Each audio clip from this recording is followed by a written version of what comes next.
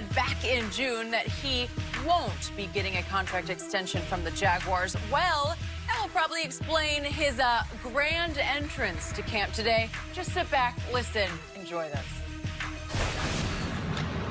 Y'all know what time it is. This man covers so good, he finna have his own cell phone service. The man's so good, they finna give him his own jail called Jalen County, because these receivers are on 24-hour lockdown. If you check his pockets, he got 8 master locks in his pockets. They are on lockdown all season. The man, the myth, Jalen Ramsey. Y'all know what it is. Work, man. Yeah, that's him. Y'all know what it is. It's time to get this money.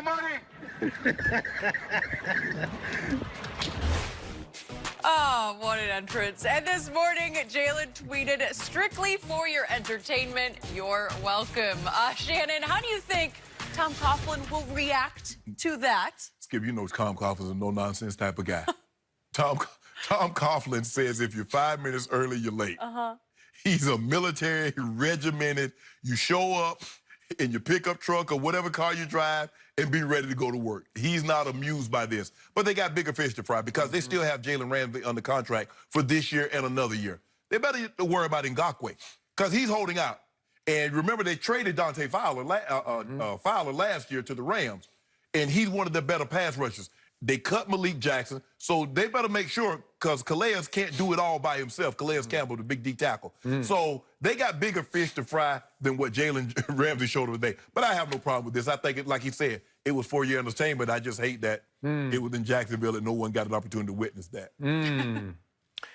I believe Tom Coughlin will find zero humor in this. Zero. And I do believe that Jalen Ramsey, as Jenny just pointed out, he just tweeted what he tweeted because he knew he needed to soften the blow a little bit. Like, whoops, I might have gone a little too far. So strictly for your entertainment, you're welcome. Tom's not saying you're welcome back, right? No.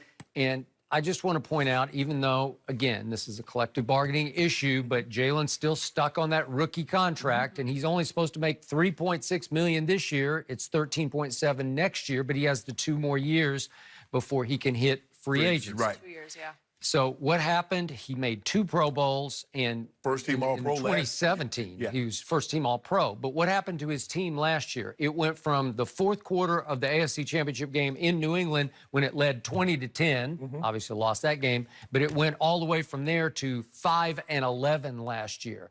And I know you're down on Pro Football Focus rankings now, but last year, Pro Football Focus ranked Jalen the 40th best cornerback. Obviously, he's not, but that was just in his production last year. He had, by his standards, an off year. So this will fall on deaf ears upstairs that he's saying, I got a Brinks truck, I'm going to back it up, and you got to pay me my money. Right. Well, what I think they're going to pay him is, I believe, and I've said this now for a couple of months, I think that Tom Coughlin will soon look to trade Jalen Ramsey because I think he's close to that production tolerance issue where he's becoming more trouble than he's worth. Because remember how last year started? It was a GQ piece just like Odell's. He ethered every quarterback. Every quarterback. He took them all on.